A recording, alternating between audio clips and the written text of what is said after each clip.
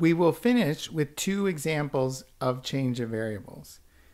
The first is to let S be a diamond-shaped metal plate centered at the origin with side length square root of 2. And then the density of the plate is going to be given by rho of xy equals x plus y squared. And what we want to do is find the mass. So essentially, this is the same example A that we have been doing throughout this sequence of videos. We are going to go back to this diamond-shaped plate. It has a density, and we want to integrate that density to find the mass. But again, setting up that integral is going to be more difficult. So instead, what we're going to do is we're going to try to integrate over the square region. And the way we're going to do that is essentially applying the change of variables formula like we did in this example, where we found the Jacobian to be 1/2. So now that we've kind of done a lot of the long setup for this problem, this next part where we actually find the mass for this particular density is not going to be quite as difficult. So what we're going to say is that the mass in this case is going to be the double integral over this diamond-shaped region. And I have mistakenly said that S is the diamond-shaped region, but in fact we called that diamond-shaped region R. Okay, so we're going to do the double integral over R, and we want to integrate x plus y squared dx dy. Now that would be difficult to set up, so instead we're going to do the change of variables like we had done in the previous problem. So we're, instead of integrating over R, we're going to integrate over the square region S. That was between -1 and 1. And then we're going to apply our formulas for x and y. X in this case was u plus v over 2, and then y is going to equal u minus v over 2.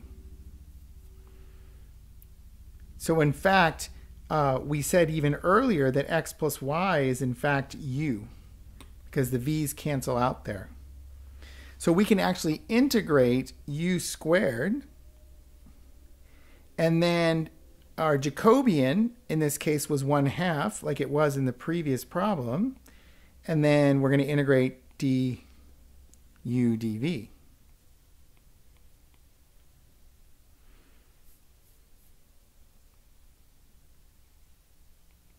Here, I'm going to take the 1/2 out, and then I can integrate from -1 to 1 dv, and then I can also integrate from -1 to 1 u squared du, because my integrand only depends on u.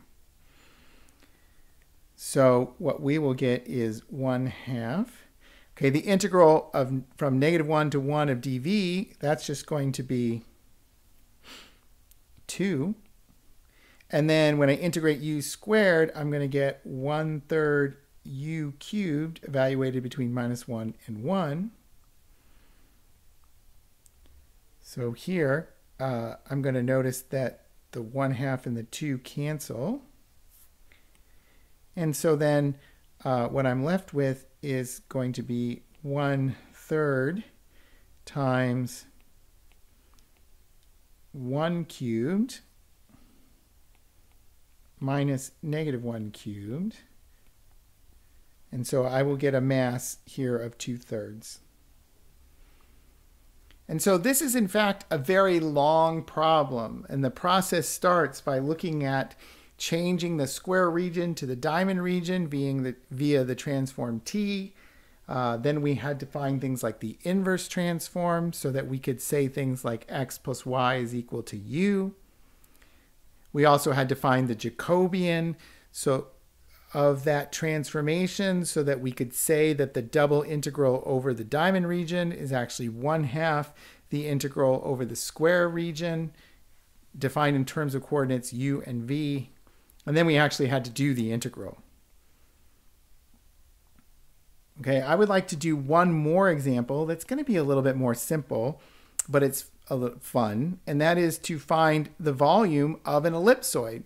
So we're quite aware about what the volume of a sphere is. Okay, what is the volume of an ellipsoid? Well, there's a natural change of variables that you can consider here. This ellipsoid in general is written as x squared over a squared plus y squared over b squared plus z squared over c squared equals 1. So I'm going to actually let x equal a times u. And then y is going to equal b times v. And then z is going to equal c times w. So I'm going to introduce new coordinates u, v, and w. And that's going to be my transformation t.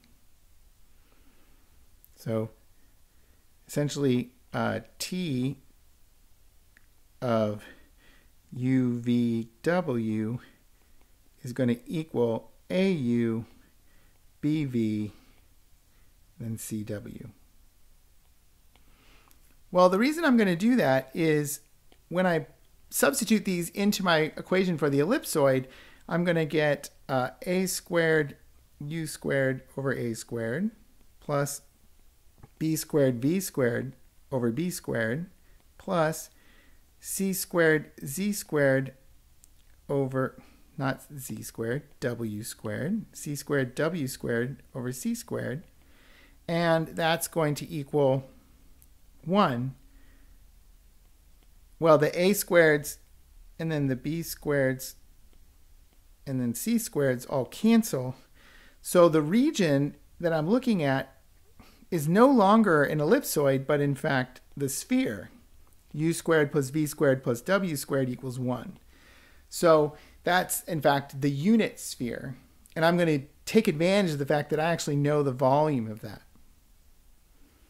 Well, if I'm going to do a change of variables in finding this volume, I'm also going to need to know the Jacobian. Okay, so the Jacobian of my transformation, call it t, okay, is the derivative of au with respect to u, which is a, and then the derivative of bv with respect, or sorry, the derivative of au with respect to v, which is 0, and the derivative of au with respect to w, which is 0. So I get a0, 0.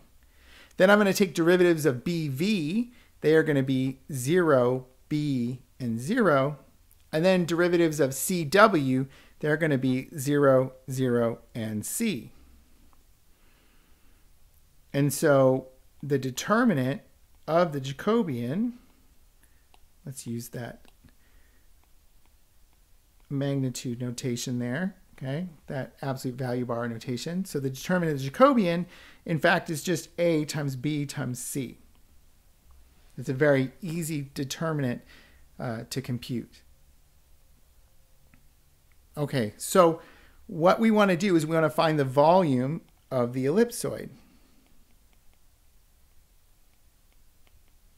Well, the volume of the ellipsoid, it would be a triple integral over the ellipsoid, and that would be very difficult to describe in x, y, z coordinates. And we would want to integrate 1 dx, dy, dz.